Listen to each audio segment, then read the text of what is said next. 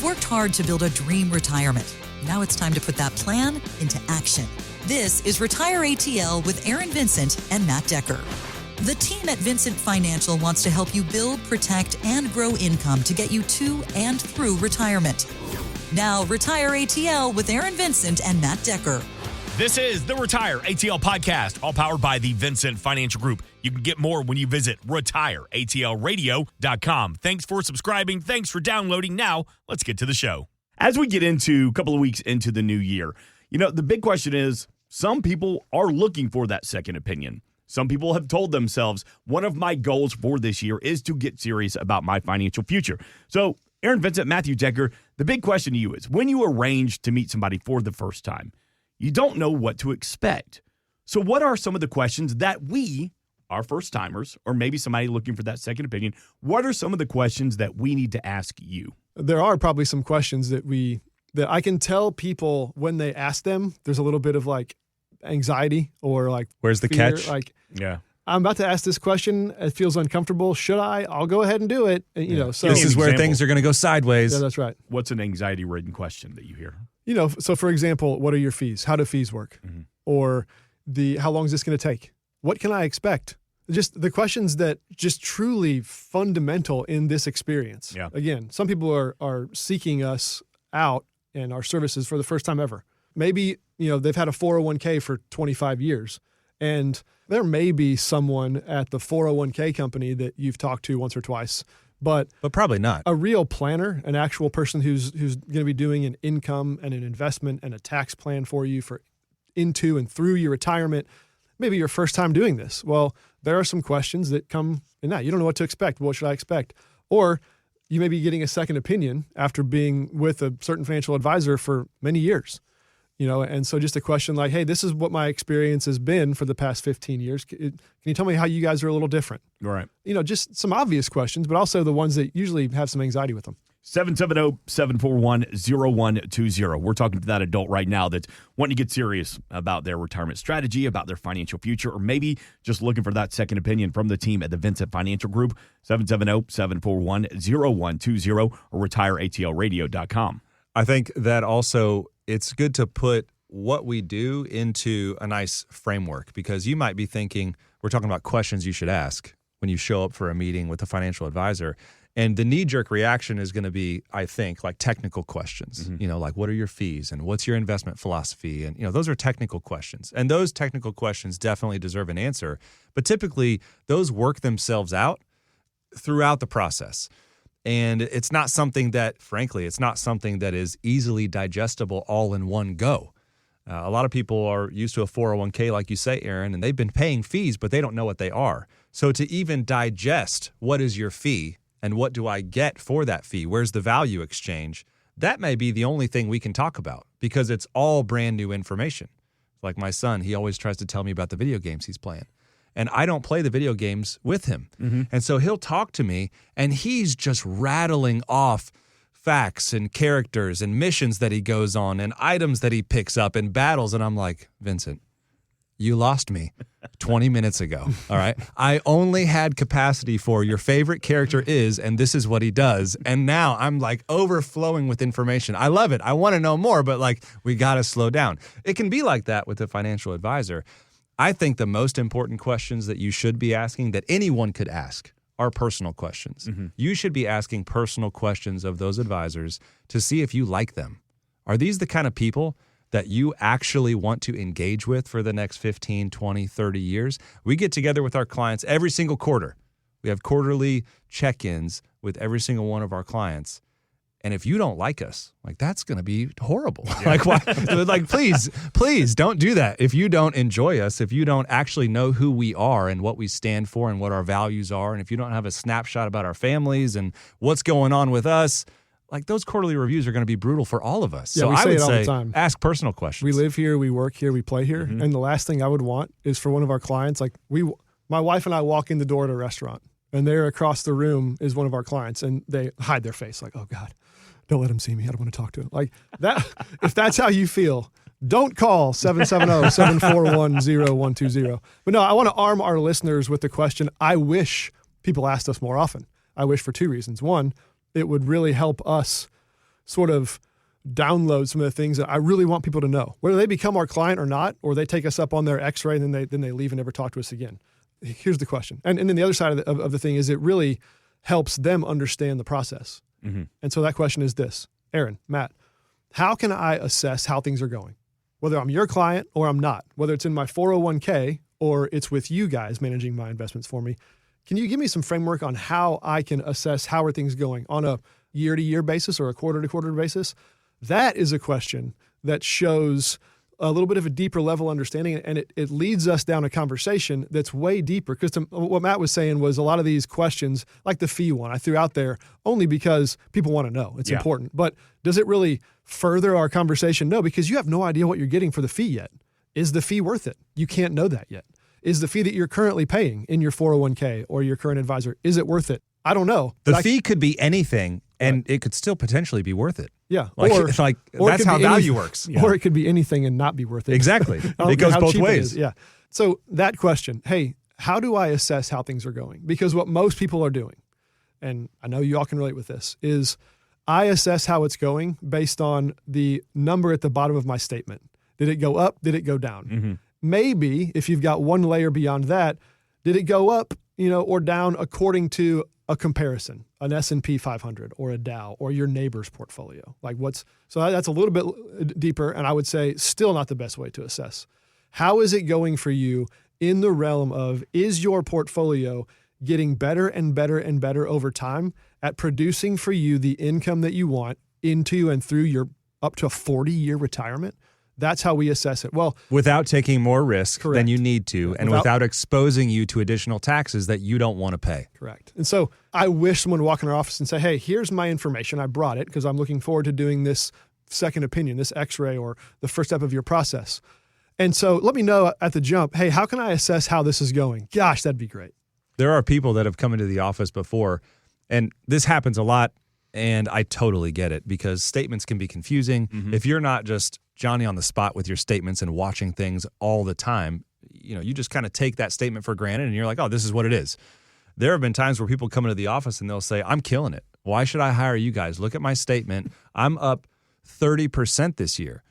And then we dive into the statement and it's like, well, that 30% includes the 20% increase in contributions that you put in. So you're actually not up 30%. Right. You're up way less than 30%. It looks like you are. It looks like you're up 30%, but most of that's your money that you put in, you added to. And so now the question is like, are you actually killing it? Well, let's have that conversation, but that happens all the time. What's a bigger challenge for you if we come in for the first time and we just throw you a box of receipts and a box of papers and say, all right, I don't know where I'm at. Let's get started from the very beginning versus the person, because there's two different personality types out there that brings you the well-labeled 8 folders with tabs and logins and passwords and everything is detailed out. What do you appreciate more, or does it even matter? I'm so glad you asked that because I think a lot of people expect that to be the introductory conversation, and it's not at all. Mm-hmm. Like, we may get there in meeting 2 or meeting 3 or meeting 4, but if we're talking about receipts and what you're spending and even the details of your current portfolio in the first 15 minutes, we're already off track. We've failed. We've failed leading the conversation well if we start there. We got to get there at some point. But no, we need to know you. We need to know what makes you tick. Why are you here? Chances are you have some kind of fear or question or anxiety or just gut feeling, and you're like, I need to get some questions answered. I'm in that. I heard Matt say the word retirement window. Mm-hmm. I can see retirement in the future. I'm not quite there yet, but I'm there and I don't know what's happening. Right. We got to talk about those things way, way, way before we're talking about actual numbers on a page. And so our first conversation is typically like, who are you? Mm-hmm. What do you like? What do you not like? What are your experiences so far? What are your plans? Tell me what your dream retirement looks like.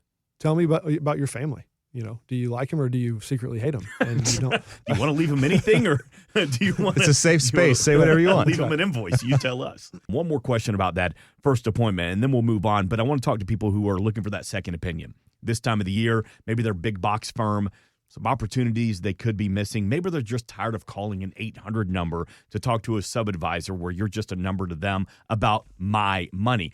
What's the biggest reason that people come to see you for that second opinion service? I think it's because they know there's something missing. Mm-hmm. They just kind of feel it in their gut. Like, I like my person. I feel like they do a good job, but I just feel like I should be getting more. I feel like I'm a number. I feel like there's just a feeling that I have in my gut that tells me there's something missing. This isn't the whole story. Like there's more out there to be had. Or you're in a situation where you're the one that's always having to reach out. You're the one that's having to drive the conversation. You have to come up with the right questions to ask at the right time. Yeah. And that's a difficult situation to be in because that's not your job, right? That should be your advisor's job, to be coming to you with the questions and coming to you with the different opportunities.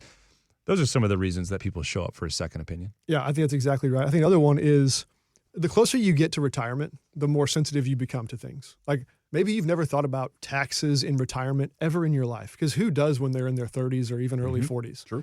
You begin to get to the point where you're like, okay, I need to measure like how much longer do I need to work? Okay, well then that means I need to know how much money I need to have saved. And then I got to subtract what I think taxes are going to be like. So for a lot of folks out there, even if you're approaching 60, a lot of folks that we find have never thought about, and this is just a random example, but like taxes in retirement. So there may be a topic that you say, I don't know how to measure this. I'm not sure how to, I've been calculating by myself, by using whatever online tool or whatever kind of theories I've heard in the past. But now we're in territory, I'm not sure how to handle this. So I think it's most common what Matt just described. They've got a gut feeling. They feel like they're missing out on something. But also it might be like, okay, there's this new topic, this new specific idea or thought or concern that I've never thought of before. How should I be thinking about this? Right. Every weekend, we like to cover the 3 key pillars. We're talking taxes, income and retirement, and risk. So the big question is, what will 2026 hold for the economy? I want you to hear this clip from market analyst Stephanie Pomboy. She tells Fox Business that she believes interest rates will be the key to growth in an economy loaded with debt. We've talked about the enormous amount of corporate debt that rolls this year and the onerous debt burden that is confronting consumers. They're not really getting much relief on mortgage rates so far. So my concern is this push-pull of the stubbornly high interest expense that will be offset to some degree by the stimulus from the One Big Beautiful Bill. The question is whether it will be sufficient or not, and whether we can actually coax these long rates downward, which has not happened as yet. So, Aaron, Vincent, Matthew Decker, for that adult close to or even in retirement, what does all that mean for how much risk they should take in the market? Well, I think the first thing that you should be asking, if you have an advisor, you should absolutely ask them, what are you doing to protect me from interest rate risk? What are you doing? Now, I happen to have a gut feeling. That's going to get awkward. Yeah, for a lot of people. exactly. It might get quiet in that room because not many people do much to protect you from interest rate risk. So you should be asking that question. And I'll spoil it for you. Don't tell your advisor. Go in there and give them the opportunity to give you the answer. But I just want you to know, for all of you listening, if your safe money position, which you should all have, if you're in the retirement window, you should all have a safe money position. To not have one is crazy. You should have a safe money position. All you mean by that is that every person should have a portion of their portfolio in a less risky position than like equities. And exactly. Like that. Yeah. If you're thinking of it as a continuum, you have safe and risky, and there's a continuum, and there's investments that fall all along the continuum. So you're going to have investments that are on the safer end of the scale. And if you ask this question, what are you doing to protect me from interest rate risk? That's the question. And if your safe money position is totally taken up by bonds, the answer is they're doing nothing to protect you from interest rate risk. That's the answer. Awkward. Yeah, it gets really quiet. Because 9 out of 10 of you interest out rate there, risk. Interest rate risk is not a problem for you. You're not going to have a problem with interest rate risk. We don't have to worry about interest rate risk. We're look at our returns over here. It's going to be great. Don't even worry about it. They're going to wash over that because they don't want to answer that question. Probably 9 out of 10 people listening who actually do what Matt just says, who ask their advisor that, their safe money position is bonds. We see it every single day in our office. And what you just said is so true, Matt. It's like one of the biggest flaws that I hate saying it this way, but our industry, financial services, financial planning, wealth management, financial advising, however you say it, one of the biggest issues that is out there is that it's using kind of yesterday's information, yesterday's kind of logic to answer tomorrow's problems. There are a lot of things that have changed in our investment and our planning world in the past, let's just say 25 years. And what we see every day in the office is that the portfolios that are being built and managed now do not reflect those changes. Some of the logic and the ways of thinking about bonds is a great example. I mean, one of the biggest bond funds in the world that I would imagine that many people listening hold some of this. That bond fund lost over 15% in value in 2022. All right, so let's just pause there. Forget interest rates. I know we're on that topic for a second, but if your safe money or your less risky money is tied up in a vehicle like that, and your advisor's answer to the question that Matt just gave you is the bond allocation, I mean, look, it doesn't take a genius to realize you're way off track already. And so, can I add one more question? Yeah. Because I like where this is going. So you ask that question and you do find out, yes, your safer assets are in bonds. Like that's our solution for having a little bit more safety. The follow-up question that I would ask to that is, okay, great.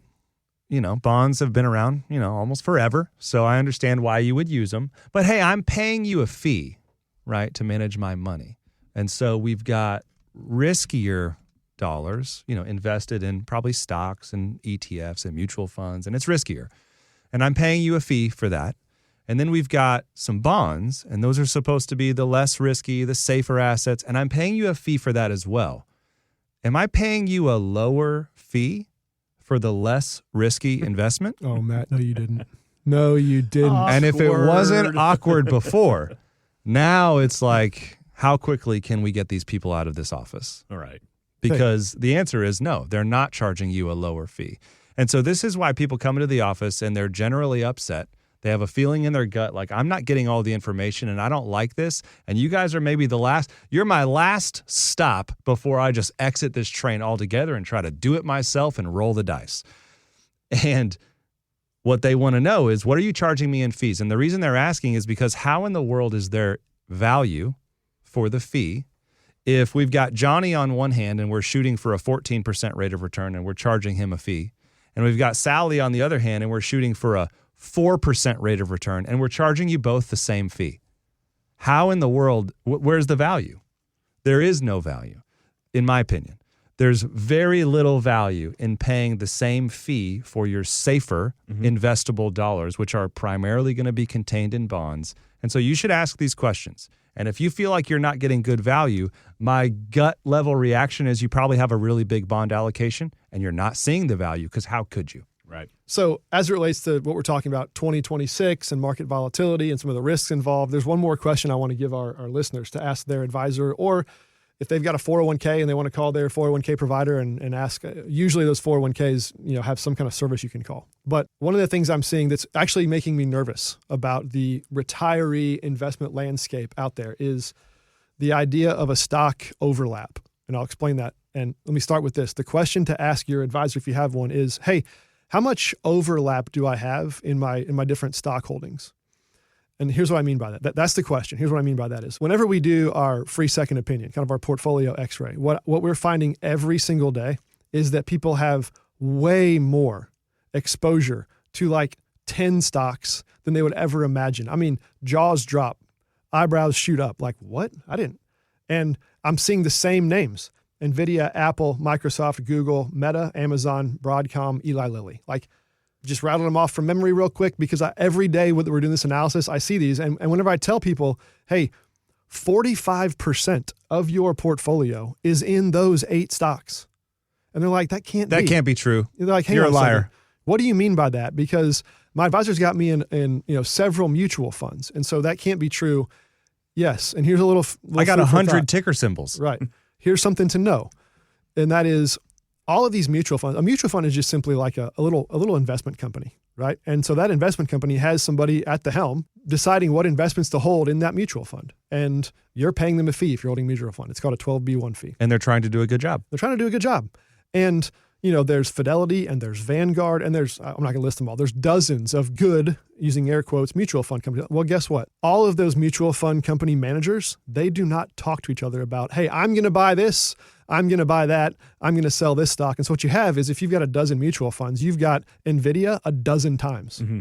You've got Apple, Microsoft a dozen times. Because they're all competing against each other. And so a question to ask your advisors: how much stock overlap do I have going on in my portfolio right now? Now, first of all, they better know what you mean. If they're like, well, what do you mean? Explain that. Please Red flag. push your chair away from the desk. Awkward. No, I'm just kidding. But No, you should push your chair away and yeah, you should you leave. should ask that question. These are some tough questions because a lot of advisors are just sort of kind of setting it and forgetting it. But maybe this makes complete sense to you. And you're like, hey, I'm going to go ask my advisor. And you're like, hang on, say that again. I don't know what you just call us. 770-741-0120 or find us retireatlradio.com.